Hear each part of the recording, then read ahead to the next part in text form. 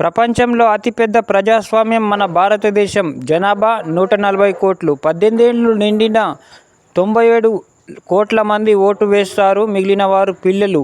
ప్రజలే ప్రభుత్వాన్ని ఎన్నుకుంటారు. మన దేశంలో 28 రాష్ట్రాలు, 8 కేంద్రపాలిత ప్రాంతాలు ఉన్నాయి. 2014లో తెలంగాణ 29వ రాష్ట్రంగా ఏర్పడింది. 2019లో జమ్మూ కాశ్మీర్ విడిపోయిన తర్వాత 28 రాష్ట్రాలయ్యాయి. ప్రతి రాష్ట్రానికి వేరే భాష, సంస్కృతి ఉంది.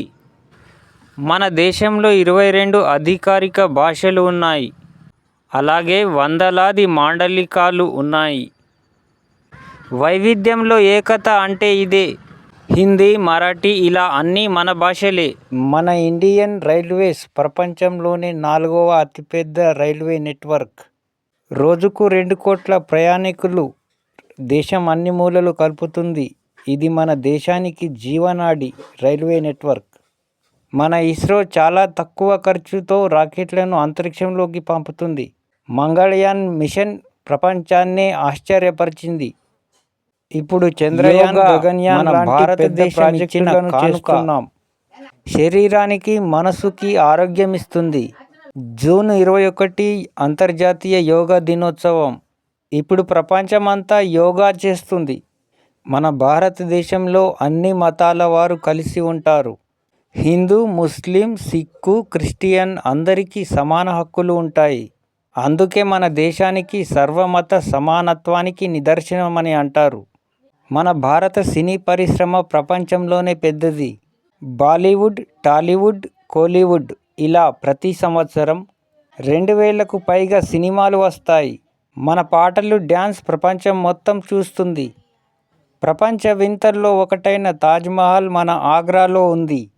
తాజ్మహల్ అంటే ప్రేమకు గుర్తు. ప్రతి సంవత్సరం లక్షలాది మంది విదేశీయులు ఇక్కడ చూడడానికి వస్తారు. మన భారతదేశం వ్యవసాయ దేశం. ప్రపంచంలోనే అతిపెద్ద గోధుమ, బియ్యం, పత్తి ఉత్పత్తిదారుల్లో మనమే. మన రైతుల కష్టమే మన దేశ బలం. జై కిసాన్. మన దేశంలోని యువత ప్రపంచం మొత్తానికి టెక్నాలజీని నడుపుతుంది.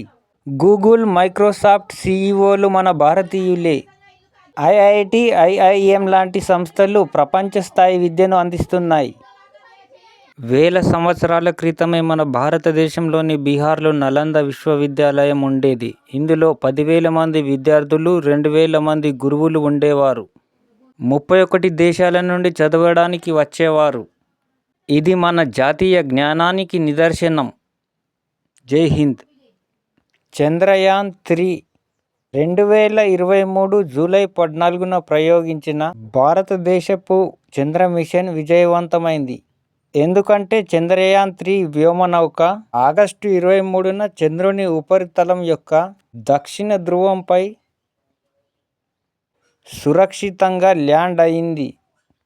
ఇది ప్రపంచానికే గర్వకారణం. ప్రపంచంలోనే అతిపెద్ద లిఖిత రాజ్యాంగం మన భారత రాజ్యాంగం. డాక్టర్ బిఆర్ అంబేద్కర్ గారు రాశారు. ఇది ప్రతి పౌరుడికి సమాన హక్కులు ఇస్తుంది. వసుదైవ కుటుంబకం అంటే ప్రపంచమంతా ఒకటే కుటుంబం అని అర్థం. ఇది మన భారతీయ సంస్కృతి. యుద్ధం కాదు, శాంతిని కోరుకుంటాం. 2014 జూన్ 2న తెలంగాణ రాష్ట్రం 29వ రాష్ట్రంగా ఏర్పడింది. ఐటీ హబ్గా హైదరాబాద్, సంస్కృతికి గుర్తుగా బతుకమ్మ, చరిత్రకు చిహ్నంగా చార్మినార్. మన గడ్డ, మన గర్వం. జై తెలంగాణ. జై హింద్.